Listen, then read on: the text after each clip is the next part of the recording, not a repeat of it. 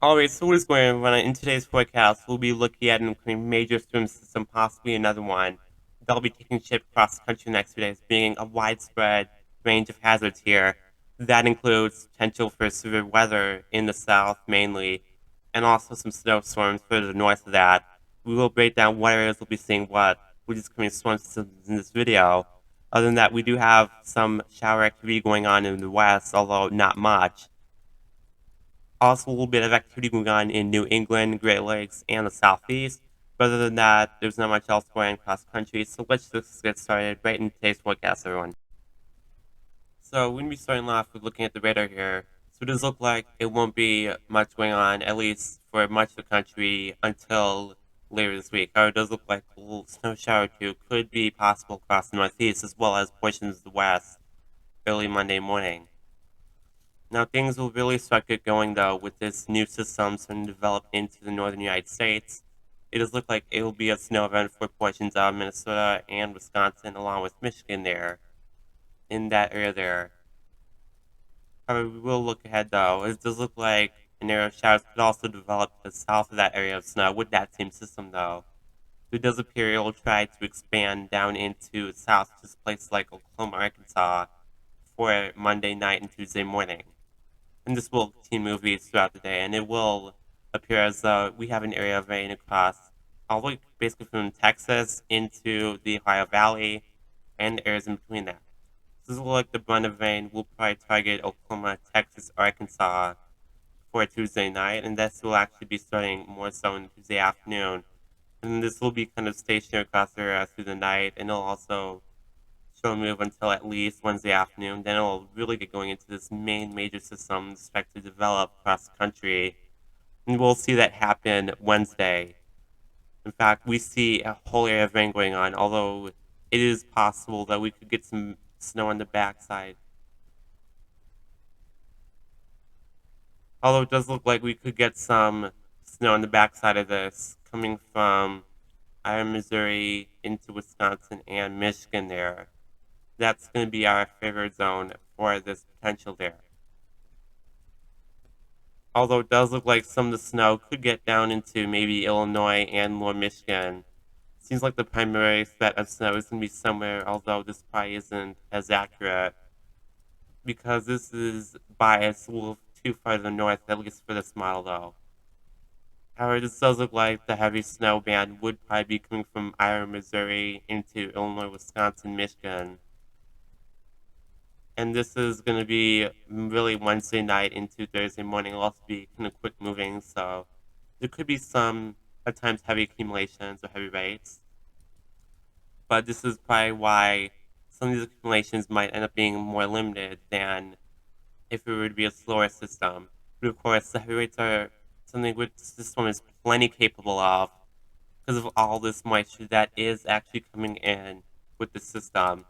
And that could potentially lead to severe storms in the south once again and heavy rain in between all that. And that could lead to some nasty flooding concerns. This looks like a second storm will try to develop further to the south this time and bring that heavy snow area from Missouri into Illinois and Indiana.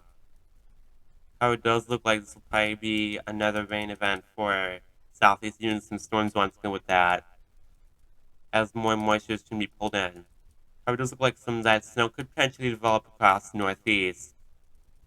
And again, the timing for this is going to be, this is starting Thursday night and Friday morning. And then this will move throughout the day and into Friday night and even Saturday morning.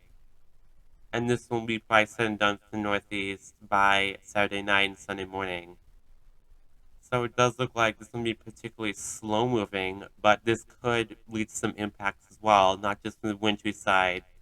But this could potentially be a flood threat if we get an area of rain develop, which isn't really something we're seeing as much with this next one compared to this one here. That's going to be our main focus though, before that second storm does develop. It does look like there could be an active pattern with this that as more storms are being indicated in the GFS model. However, this is hard to say where these storms will actually shape up. We're using plenty of time to find those details as we get closer and closer to mid to late February. And it does look like this could be a very active time frame though. not just in the regards of winter, but potentially severe weather in the south once again as well. Although again, the areas of these hazards are going to be variable for the while or so, but we will keep attention to those and give you updates regularly as new data come in. Alright, so me quickly glancing through with another model we're going to call the Eero and see what this has going on for the nation with these upcoming storms as well. So it does look like it is showing this first system, which will be much larger than our main system though. This is going to eventually appear later in the week. It'll probably be, again, it'll be Wednesday, Thursday mainly. This is the first system, and it is bringing a quick round of moderate snow to Minnesota, Wisconsin, and Michigan, just like the GFS and other models indicating. And then again, the area of showers that develops along with that in a line that's expanding from Wisconsin, Michigan area in the form of rain all the way down through Iowa, Illinois, Missouri, and into Oklahoma. This is going to be for Monday night once again. This will move east, and then it'll try to keep some of that rain really going across south. This could potentially lead to flooding issues, as this is going to be a long duration rain. It'll be starting Tuesday morning, and it'll stay in that area until Wednesday morning. So some of these areas could see up to 24 hours, possibly more of rain. That could definitely lead to some flooding concerns in the south here, as this new system is trying to develop. So this system will finally start moving that precipitation away during the day on Wednesday and into Wednesday night. When this area of rain it does begin to really expand across the eastern portion of the country, bringing that flooding threat from the Gulf Coast south into the Ohio Valley and even portions of the Northeast and that warm side of the storm. Again, bringing that heavy area of snow from Iowa into northern portions of Illinois and even across Wisconsin and some Canada, even portions of New England, especially the Maine area, could see some snow. This next system after that, though, isn't really showing much of anything in the way of impacts, according to Eero, but does show a little area of light rain across the Ohio Valley. This will be Friday night, and even starting Friday afternoon, really. It does look like it'll start setting up in the central southern plains on Friday morning and advance east in the Ozarks by Friday after midday. And then for the afternoon, it'll move into the Ohio Valley from there, and then try to produce some light snow across the Northeast, which is a reasonable statement given what we've seen in the models here. Again, this is all going to be going on late this coming week and into the weekend. And again, severe potential does exist with this system, as these conditions do set up for that. This would potentially be so, especially in the case for here, although we will be looking at severe potential further west, such as areas of Louisiana and southeast Texas in this video as well. So this is a map that indicates severe weather potential, although this is actually more indicated for lightning, but it can also help us determine where we could potentially see severe weather should that kind of threat develop.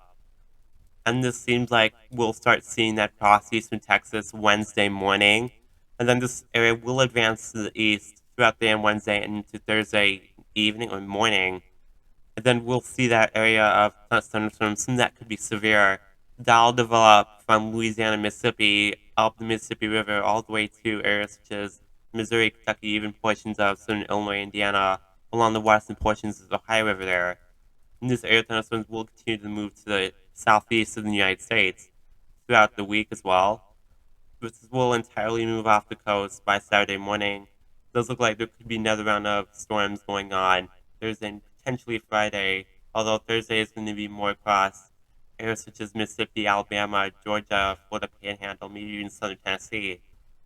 But then again on Friday, it does look like it'll be mostly near the shore at this point. Even portions of Florida and coastal Georgia and South Carolina there could see some of that storm activity, but completely moves away on Saturday, leaving us high and dry at this point until our next storm does come in. However, it does look like the second system does have the potential.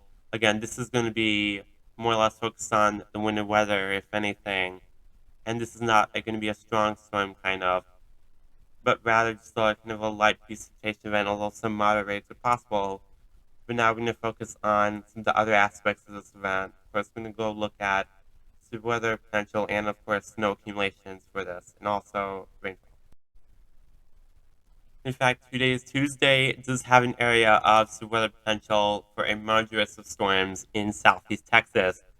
It does look like we could see some damaging winds with that, although I wouldn't be surprised if a brief spin up, maybe even isolated instance of large hail does occur with this. However, again, I think we wouldn't be seeing more of a damaging wind event, maybe a tornado or two in southeast Texas on Tuesday. But I think a higher weather potential event does exist further to the east, even expanding a little bit to the north, across the lower Mississippi River Valley and southeast, Wednesday and Thursday especially as well, with associated with that major storm system that's going to be coming along with this as well, that's causing this severe weather potential along with the Gulf moisture feed that's also contributing to this severe weather. Alright, so when we looking at various models to see what they see about snow amounts, how it does look like Aero isn't showing a lot for especially central part of the country, although it does show a quick few inches that come along across southern Wisconsin and really the Wisconsin-Illinois border area, and as well as portions of Kansas, Nebraska, where we could see a few inches develop as well. However, the main band of snow would be coming from northern Michigan through southern Canada into New England and Maine, stunning places, according to Eero. It does show a little narrow band of snow developing from Oklahoma, Arkansas, Missouri tri-state area through the Ohio Valley into Pennsylvania with a second storm. The amounts will generally be light, maybe even a few inches could develop, especially in the Missouri-Arkansas border according to this model. Then generally light accumulations of 1 to 2 inches, possibly locally more, across the rest of the Ohio Valley though. Now look at the Canadian model here. It is showing heavier snow across the Midwest Great Lakes region with this storm system. In fact, bringing several inches from eastern Iowa into Wisconsin, northern Michigan, and also portions of UP of Michigan with that. And it does also bring some of that into southern Canada and portions of New England, with locally a foot possible, especially in the band coming from eastern Wisconsin through northern Michigan, southern Canada, and even portions of northern New England, as this is indicated by our Canadian model here. So look at the GFS here, it is kind of all over the place. However, it does show several inches of snow potentially happening from Iowa, Wisconsin area into northern Michigan. So there's generally reasonable agreement on where we could see a heavier snow, although with some differences. Even with this first system here, into southern Canada and northeast, our light system before this main system comes through doesn't show a lot. Just a couple, maybe even a few inches for the northern plains and the upper Midwest. Our second system, although GFS is going a little harsh on snow amounts here, showing several inches for central Missouri and Illinois, and lighter amounts across Indiana and Ohio, although still a narrow band of few inches there, even coming along into portions of the Northeast, including Pennsylvania, New York State, and into New England. The UK model is also not showing much of the second system, while it is showing a little something for our first system. However, it does show dodge the northeast and reverse of the impacts, mainly coming along from Wisconsin, maybe even portions of eastern Minnesota and Iowa, into UP of Michigan, and also into southern Canada, with generally lighter amounts of just about a few inches of snow in the New England region there. And then we're going to be looking at a final aspect of this forecast here before we conclude our forecast for the day. So it does look like this will be a possible concern for flash flooding, as has been mentioned, especially the case in the Ohio Valley and portions of the Mid-South. So our highest area of concern in terms of flash flooding is going to be, at least from what the models are showing, across an area that's going to be defined roughly as the South Central United States, including portions of the Western Ohio Valley, portions of the Southeast, and into areas such as Texas, Oklahoma, Arkansas. So it's going to be that circled area right there across central U.S., including portions of surrounding regions as well. We have a highest concern of flash flooding this time, with a couple, maybe even a few inches of rain possible with this event. So according to Eero, this is showing that area setting up from Oklahoma, well, either Oklahoma border area with Arkansas, Missouri, into those other states as well as Western Ohio Valley. Canadian model is a similar story. However, we could see a whole widespread area of at least an inch of rainfall, although some of this could vary though. That is all the way across, and it will be coming from Midwest into much of the Northeast as well. And that's fine by our purple area there. That's the mark for 1 inch for the rainfall.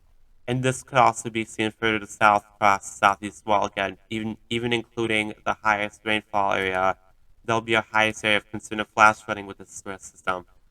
And now it is showing most of the rainfall occurring from southeast Oklahoma, maybe even northeast Texas, into Arkansas, southern Missouri, Illinois, maybe Indiana, and then portions of Kentucky and Tennessee as well. Although, as the system's trying to move out, it will potentially cause some of the rainfalls to get over 2 inches, even across Georgia, Florida, South Carolina there, while some places like Missouri or Kentucky locally see over 4 inches with some of this as well. And again, this is going to be a very good bad concern, especially in some places as well. So this is going to be, although the National Weather Service blend is actually indicating the heaviest rain to fall in southern Missouri and surrounding regions as well. Although we could see a widespread area of 1+ inch from the Midwest into much of the South and the Southeast as well.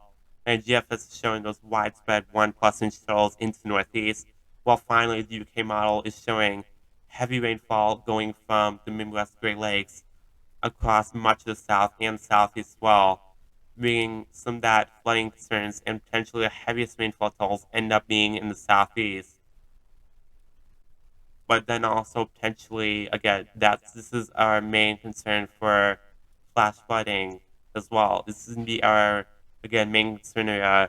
So if you found this forecast to be useful, informational for your future plans, if you do and continue to want to see more from us, please do consider subscribing to this channel.